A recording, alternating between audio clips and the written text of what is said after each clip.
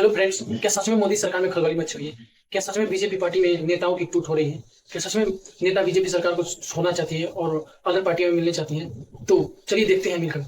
तो क्या तय हो गई है पीएम मोदी की विदाई की तारीख? क्या विपक्षी नेताओं की वो बात सही होने जा रही है कि नरेंद्र मोदी अपना तीसरा कार्यकाल पूरा नहीं कर पाएंगे? आखिर क्यों 12 साल तक सत्ता की दलाली करने वाला, बड़े से बड़ा झूठ यूं ही परोस देने वाला कथित संघी अखबार अब नरेंद्र मोदी की ही जबरदस्त पोल खोलने लगा है? जी हां, मैं बात कर रहा हूं इंडियन एक्सप्रेस की। पिछले कुछ घंटों में इस अखबार ने कुछ ऐसी खबरें किया है जिनसे सवाल पैदा हो गया है कि कुछ तो हुआ है, बहुत बड़ा हुआ है या फिर होने की तैयारी है। इंडियन एक्सप्रेस ने हाल फिलहाल में ये दो खबरें किया है और दोनों ही सीधे सीधे नरेंद्र मोदी को टारगेट कर रही हैं, बल्कि यूं कहिए कि मोदी के सबसे बड़े विदेशी डंके वाले भौकाल पर चोट कर रही है। अभी कल ही हमने इस वीडियो में बात किया था कि कैसे आरएसएस प्रमुख मोहन भागवत इशारों इशारों में कहीं न कहीं नरेंद्र मोदी को निशाना बनाते हुए दिख रहे थे और अब इस अखबार ने भी वही काम किया है। तो आइए इस पूरे मामले को समझते हैं। इंडियन एक्सप्रेस के इतिहास को भी जरा सा याद करेंगे, देखेंगे कि साहस की पत्रकारिता से लेकर शाह की चाटुकारिता तक इन्होंने क्या क्या किया है और उस मामले को पकड़ने का प्रयास करेंगे कि क्या जल्द ही विदाई होने वाली है। क्या अब आरएसएस यानी संघ ने मन बना लिया है और अमेरिकी प्रेशर में नरेंद्र मोदी की सत्ता ने किस तरीके से 140 करोड़ भारतीयों की जेब काटने का फैसला किया है, वो भी देखेंगे।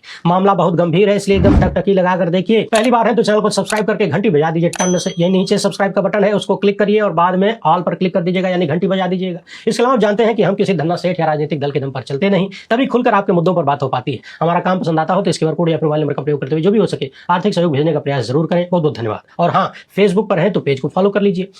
इंडियन एक्सप्रेस की वर्तमान खबर पर बात करने से पहले आपको याद दिला दें कि ये वही अखबार है जिस ग्रुप के संस्थापक और सबसे प्रमुख निर्माता के रूप में स्वर्गीय श्री रामनाथ गोयनका जी को याद किया जाता है। और गोयनका जी भारतीय जनसंघ के टिकट पर सांसद भी बने, यानी पुरानी भाजपा से सांसद थे। जेपी आंदोलन के करीबी थे और इंदिरा गांधी की इमरजेंसी के पुरजोर विरोध करते थे। इमरजेंसी के खिलाफ इन्होंने खूब लंबी चौड़ी मुहिम चलाया। इतना सुनकर आपको लग रहा होगा कि तब तो अच्छा ही कर रहे थे, लेकिन आप शायद भटक गए। इमरजेंसी का विरोध हो या फिर जेपी आंदोलन का समर्थन, इन दोनों के पीछे खड़े होने का इस अखबार का टारगेट कुछ और ही बताया जाता है। और उसमें से कुछ है कि पूर्व प्रधानमंत्री स्वर्गीय इंदिरा गांधी ने बैंकों का राष्ट्रीयकरण कर दिया था, राजाओं का प्रीवी पर्स खत्म कर दिया। इसके अलावा देश भर के जो बड़े बड़े सेठ थे उनको इंदिरा गांधी से बड़ी तकलीफ थी, क्योंकि इंदिरा गांधी की सत्ता अमीरी गरीबी के बीच की खाई को पाटना चाहती थी। यानी कुल मिलाकर आज हम जो देख रहे हैं कि बीजेपी आरएसएस की सत्ता में कुछ धन्ना सेठों के पास सब कुछ जा रहा है और जनता कंगाल होती जा रही है, बीजेपी आरएसएस की यह नीति हमेशा की रही है। जब उसके उलट इंदिरा गांधी की सरकार जनता की जेब मजबूत करने के लिए काम कर रही थी, बड़े बड़े फैसले कर रही थी, तो न सिर्फ आरएसएस और उसके अन्य संगठन बल्कि इंडियन एक्सप्रेस भी बौखलाया हुआ नजर आता था।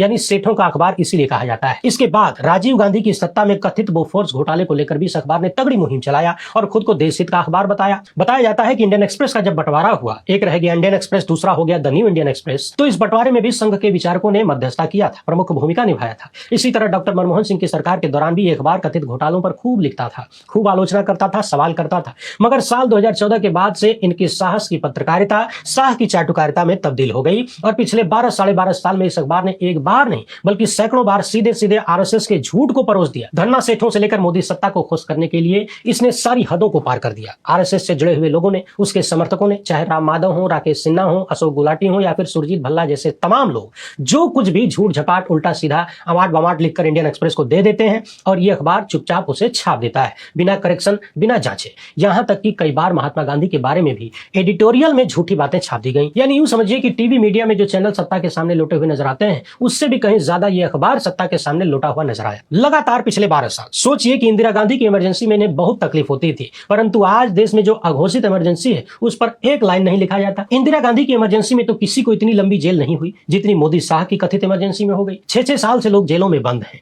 और सिर्फ सवाल करने के लिए कोई भी मुकदमा लाद दिया जाता है। तमाम संवैधानिक संस्थाओं को बर्बाद किया जा चुका है, लेकिन यह अखबार अब मुहिम नहीं चला था। इंदिरा गांधी ने इमरजेंसी लगाया, मगर उसके बाद भी उन्होंने चुनाव आयोग को अपना गुलाम नहीं बनाया। स्वतंत्र चुनाव हुए, चुनाव हार गई, विपक्ष में रही, सत्ता का दमन भी झेला, मगर भारत की संवैधानिक संस्थाओं को तबाह नहीं किया। उनके दौर में एक हाई कोर्ट की इतनी हिम्मत थी कि वो इंदिरा गांधी को सजा सुना दे, परंतु आज देखिए, हाई कोर्ट तो छोड़ दीजिए, सुप्रीम कोर्ट तक में बैठे तमाम मिलार लोग कैसे लोटे हुए हैं, ये हम सबके सामने है। तो उस दौर में साहस की पत्रकारिता करने वाले अमृतकाल में शाह की चाटुकारिता में इतने लीन हो गए कि अब इन्हें लुटता और बर्बाद होता हुआ देश नहीं दिखता है, न तो लोकतांत्रिक रूप से, न ही आर्थिक रूप से। से। बोफोर्स पर मुहिम चलाने वाले अब हर दिन के बोफोर्स पर खामोश रहते हैं या फिर गोल गोल घुमाते हैं। सोचिए साल 2014 के बाद से कितने बड़े बड़े घोटाले मोदी सत्ता के दौरान सामने आए। लाखों करोड़ों रुपया धन्ना सेठों का माफ कर दिया जाता है। अडानी सेठ को लेकर दुनिया भर का सबसे बड़ा फ्रॉड करने का आरोप लगा। कैसे अंबानी अडानी दिन दुनी रात चौगुनी गति से बढ़ रहे हैं। तमाम भाजपाई नेता बढ़ रहे हैं। भाजपा का अपना खाता बैंक बैलेंस बढ़ रहा है, जबकि दूसरी तरफ देश महंगाई और बेरोजगारी की चपेट में है। इन सब पर एक बार भी साहस की पत्रकारिता करता हुआ यह अखबार कभी नहीं दिखता। कम से कम वैसे तो नहीं दिखता जैसे पहले दिखता था। इतने बड़े बड़े घोटाले हुए, बैंकों के न जाने कितने लाख करोड़ रुपए लूट लिए गए। पीएम केयर फंड घोटाला हुआ, इलेक्टोरल बॉन्ड घोटाला हुआ, पेगासस घोटाला हुआ, राफेल घोटाला हुआ, कथित रूप से सीएजी की तमाम रिपोर्ट्स भी आई, हालांकि अब बहुत कम हो गई हैं, लेकिन जो भी आई उस पर भी क्या कोई साहस की पत्रकारिता हुई? तो कुल मिलाकर पिछले 12 साल से यह अखबार सत्ता के सामने लोटा हुआ था, परंतु कल इसने ये वाली रिपोर्ट छापा है। आपने सुना होगा कि सरकार एक कानून बना रही है जिसके तहत अब यूपीआई ट्रांजैक्शन पर भी एक्स्ट्रा फीस ली जा सकती है। यानी सरकार कानून बदलकर भविष्य में यूपीआई रुपए पर एमडीआर लगाने का रास्ता खोल रही है। एमडीआर का मतलब है मर्चेंट डिस्काउंट रेट। मान लीजिए कि आपने किसी दुकानदार को 1000 रुपए का पेमेंट किया डिजिटल तरीके से, यूपीआई चाहे रुपए से। यदि सरकार 0.5% एमडीआर लगाती है तो फिर 1000 पे लगभग 5 रुपया इकोसिस्टम के लिए जाएगा, पेमेंट इकोसिस्टम के लिए। सामान्यतः ये फीस दुकानदार से ले जाती है, ग्राहक से नहीं। मगर ध्यान रहे, आखिर में ग्राहक का ही कटना है, दुकानदार अपनी जेब से तो देगा नहीं।